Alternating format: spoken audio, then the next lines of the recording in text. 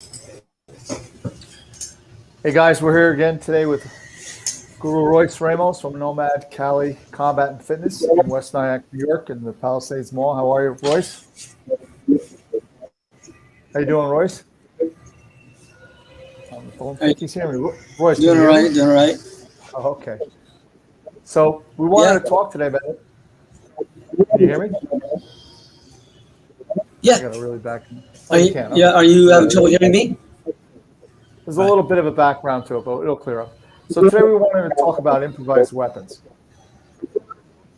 So maybe, Royce, you could sort of explain what we mean when we talk about improvised weapons and how it relates to Pikiti Tertia. All right. So can you hear me okay? Yeah. Yeah, it looks like there's a little bit of a lag, but not a big deal. All right. So, improvised weapons is also known as weapons of opportunity. It's whatever's close at hand that we could utilize.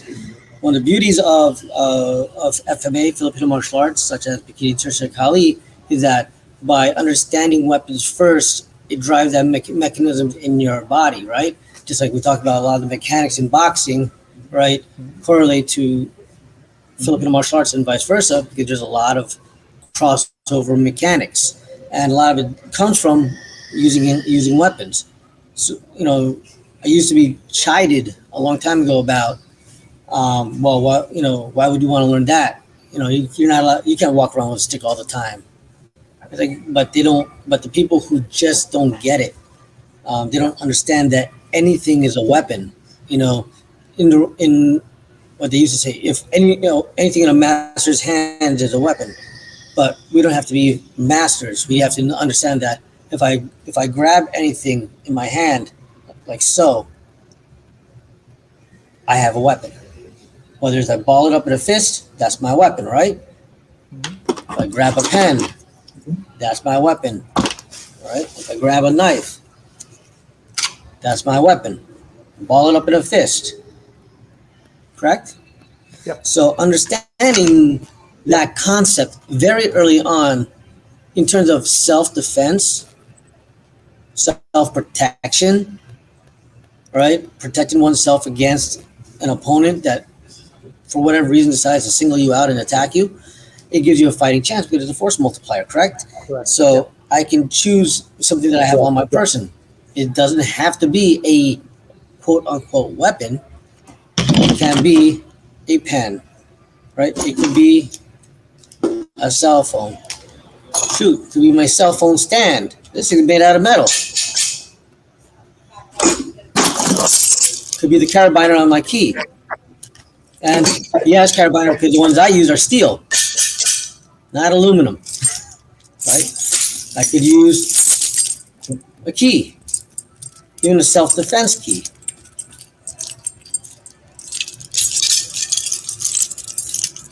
Right? People say, well, it's attached to the keyring. I can detach it from the keyring, but I still have it to use. And then if I don't detach it, I have a flail. So I have a lot of things. My cell phone cord, I could use it as a flexible weapon or defensively, right? It may not be the strongest kind of rope or cord, but it should be able to do enough to hold someone a little bit in just a brief moment for me to throw or utilize a attack.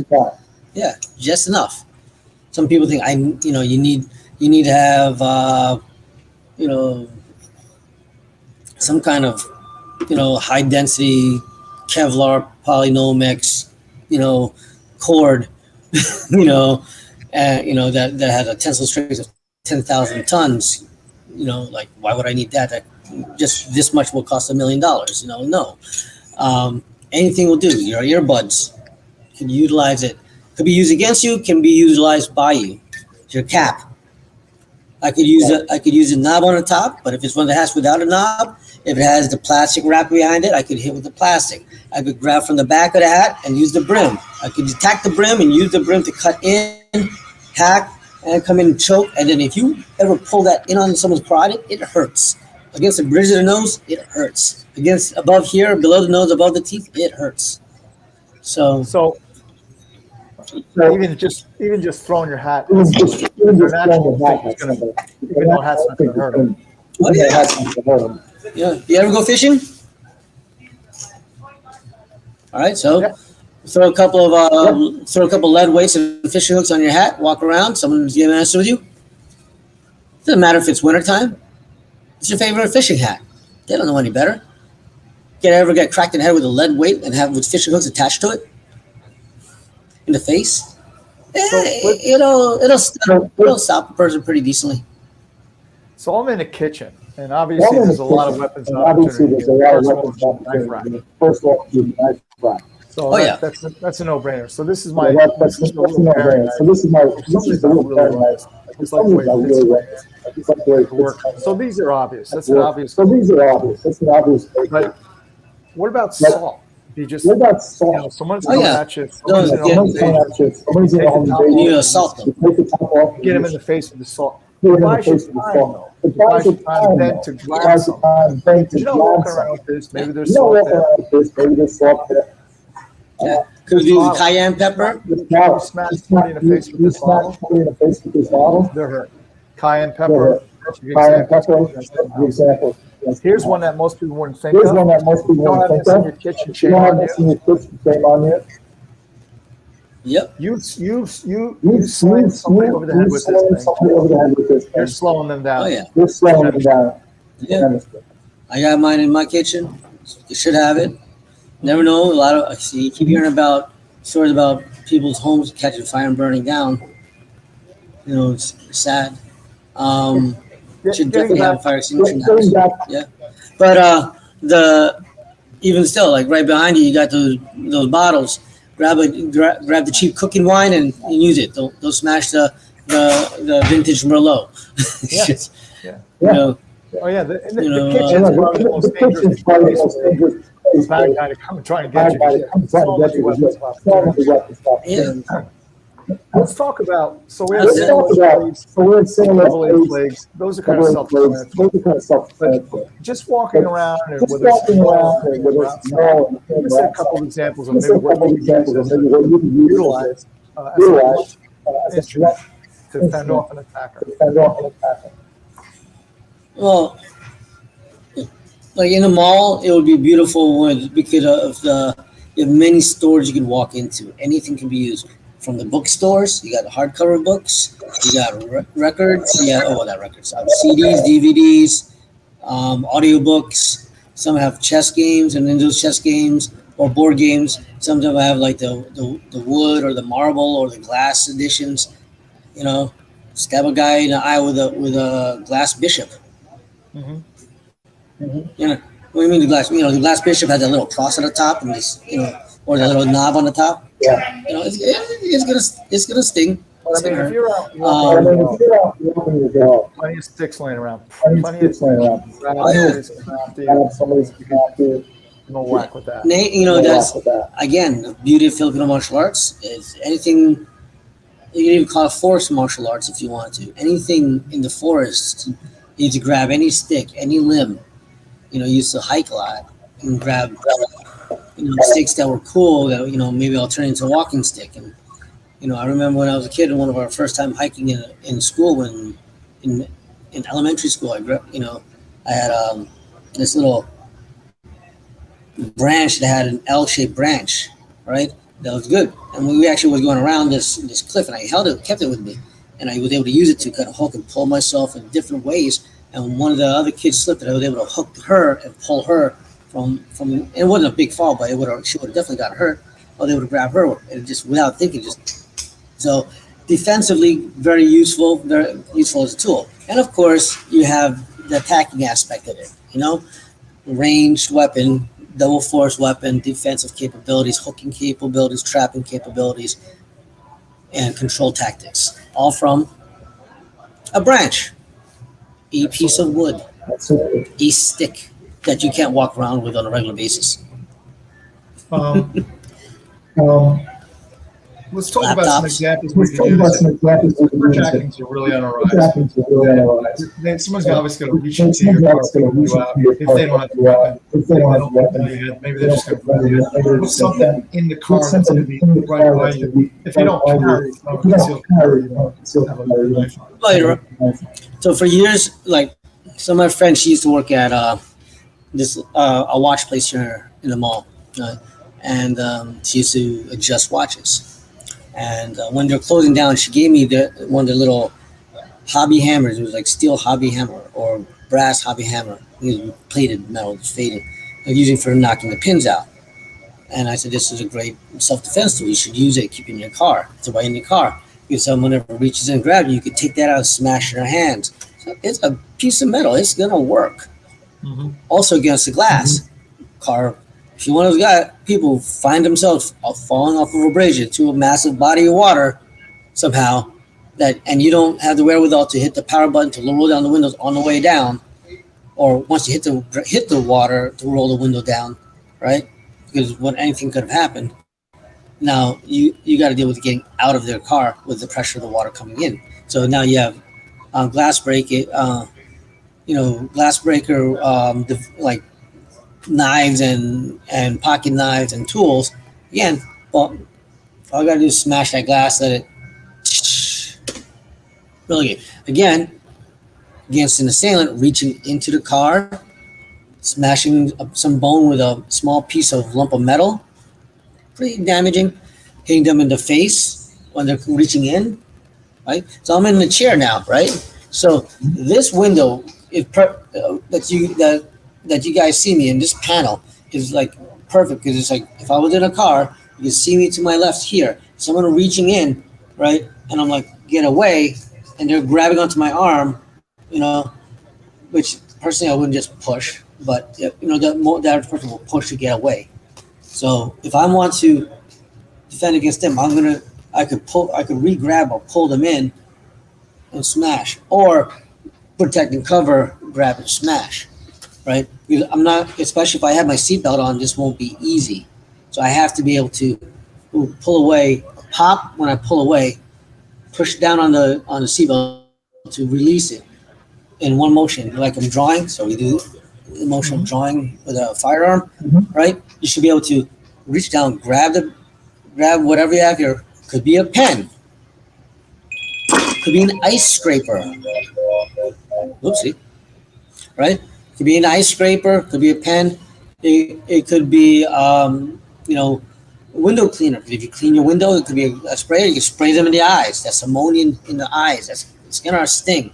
There's a lot of things you can utilize in your car if you prepare yourself for just everyday usage. No problem.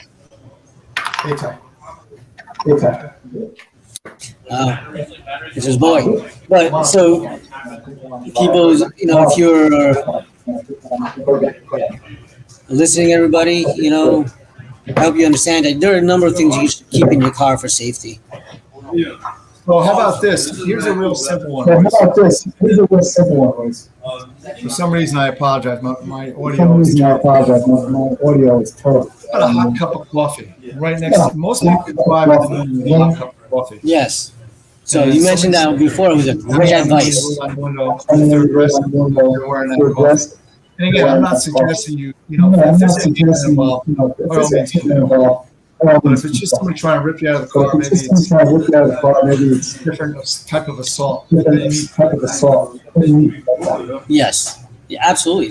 And if you are concealing carrying, you have your weapon in your car, you have it properly, you're in a really weird situation where people are gunning for you, trying to get into your car, trying to get at you, then you have something there to help protect yourself, especially if it's more than one opponent and you're stuck in the car. We really want to focus on what we utilize that are improvised. And I just want to understand. Somebody puts a gun to your head. It's just, hand on hand, they're trying to rip you out of the car for whatever reason. By all means, possibly can do to get out of that situation. So I would always tell women, always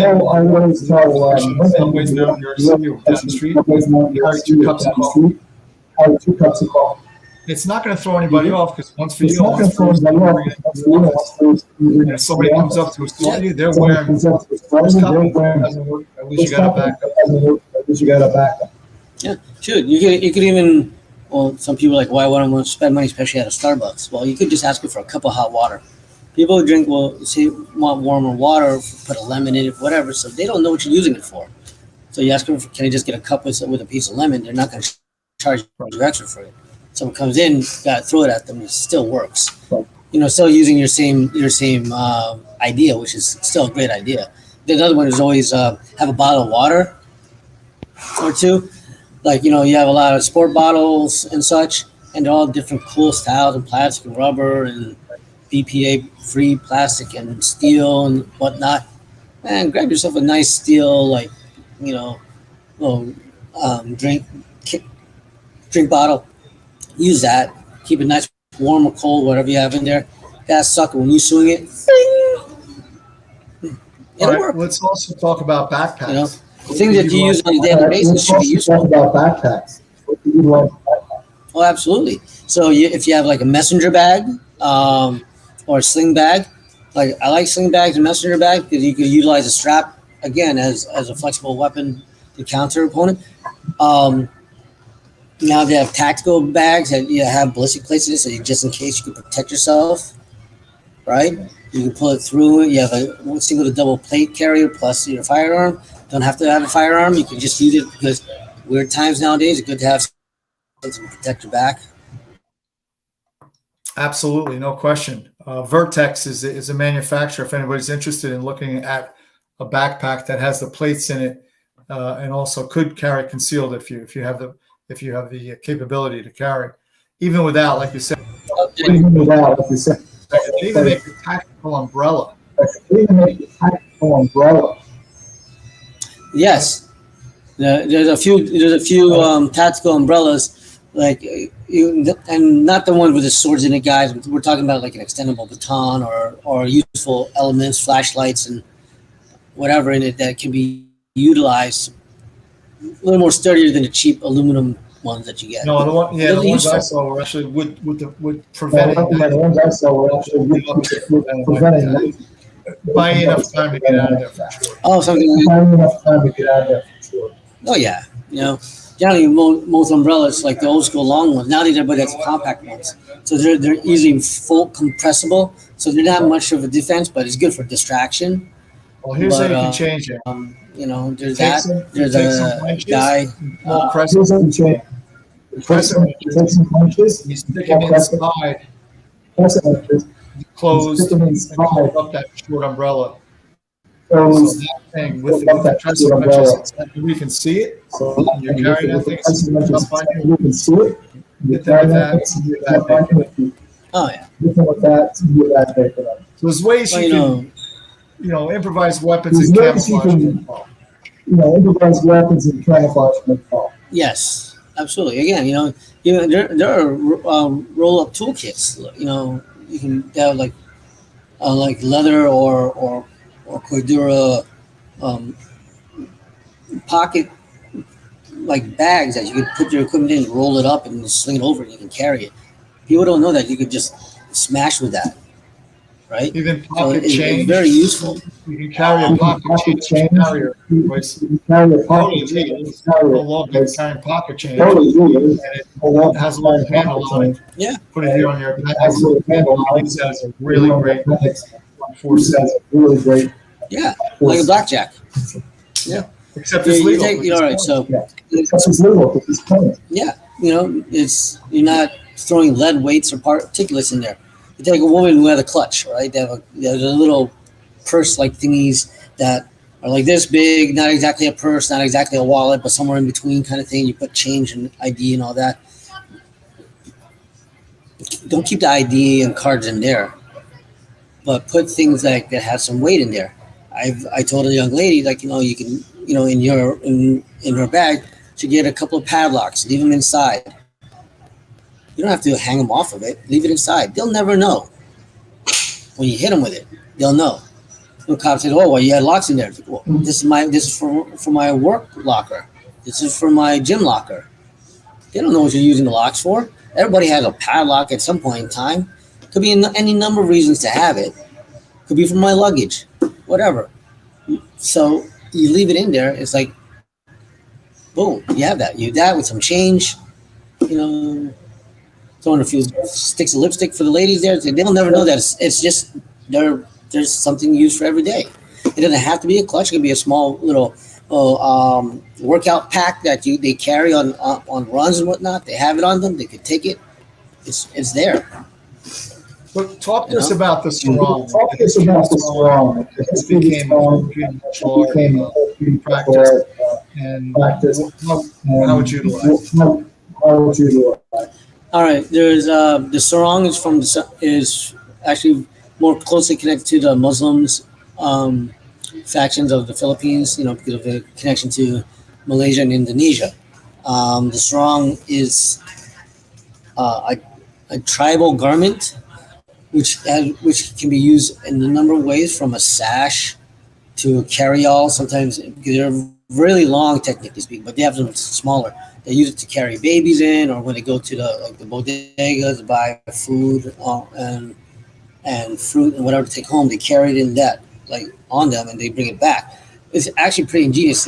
Before the invention of backpacks and whatnot, I have this fabric wrapped around me. I can use this, and it uses my body weight to keep it stabilized, and it distributes the weight very easily. It's a nice feature. In terms of using it for defense, you could slip your hand under it, and then you have it for deployment against someone. Let's say they have a knife. If you're one without a knife, but you have it's a sarong.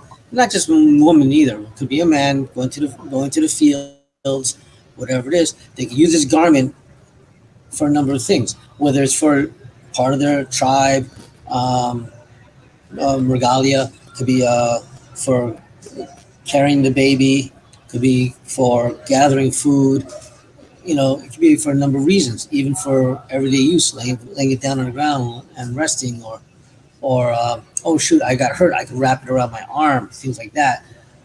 It's a very useful material. It's a pretty thick, durable fabric usually, and it comes two types: sarong and malong. Sarong is the one that's is one long piece, and the malong is wrapped around like in a circle, like a big loop, and tactically, how is it? So usually, it's wrapped over the shoulder, draped over the shoulder, but sometimes it can be used like a shawl or a hood, like if it's raining. So it can be any ways.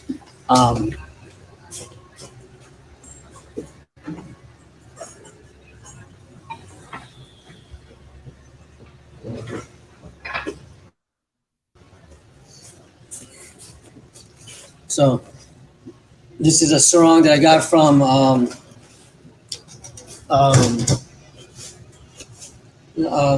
Tuan Kit and Lakanguru. Oh my lord, names are escaping me. Valerie, sorry about that, Valerie, Lakanguru Valerie, and from their company Sinawali Gear. Little shout out to them. Really great material, really nice. I gotta still see them about my vest, because that was a really cool thing that they have. And these are all like tribal woven patterns inside the material, right? So they're usually worn over like so. Now, forgive me, guys, if I don't do it exactly, because I'm obviously a Westerner, not quite drawn into it. But there's a number of ways. So they tie it off at the bottom, any number of ways here. Sometimes there's a wrap or a tie. Sometimes there's a single knot, or whatever. I'm not going to tie it right now, but this is generally how they see it. This fabric is actually pretty long, right? With my short butt at 5'2", this is a 6 foot material, pretty long. So again, it can be used in colder weathers to keep yourself warm, or when it's raining to keep it over your head. And again, to carry things is very convenient, right? Again, when you put it over the shoulder as such, right? You see some of the soldiers, they'll have like a sash like this. That's what it is. So what happens is, if you want to deploy it, now I have I have something to protect. I could parry, grab, you know, in here, right? Mhm. And even if I had to,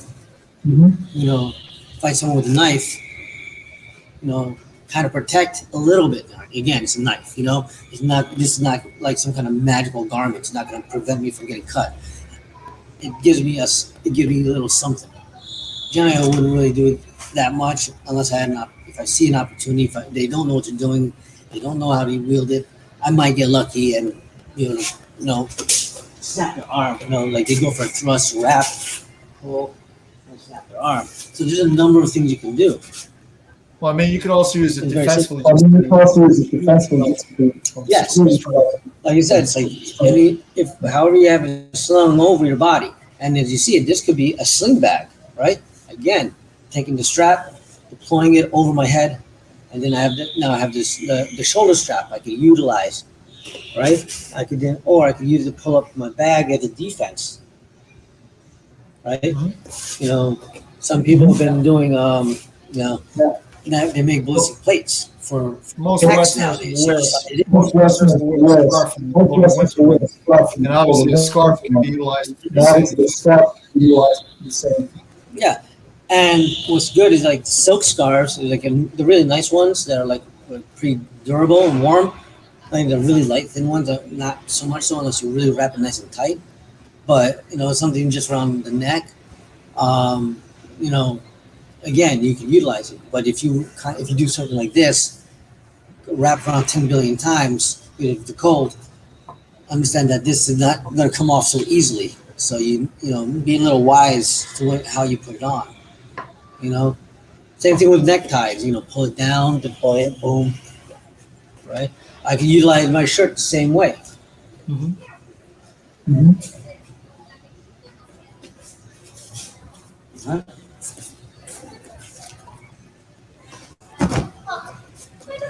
So I can utilize my shirt the same way. Right. Well, how would I do that? All I have to do is slip my hand into one through the head, and one sleeve. Now I have it. Ah, right. Now I have it. That's awesome. I like that. Right. Again, you might want to wrap in case they have a stick, a blunt weapon. So this will help protect your hand or your wrist.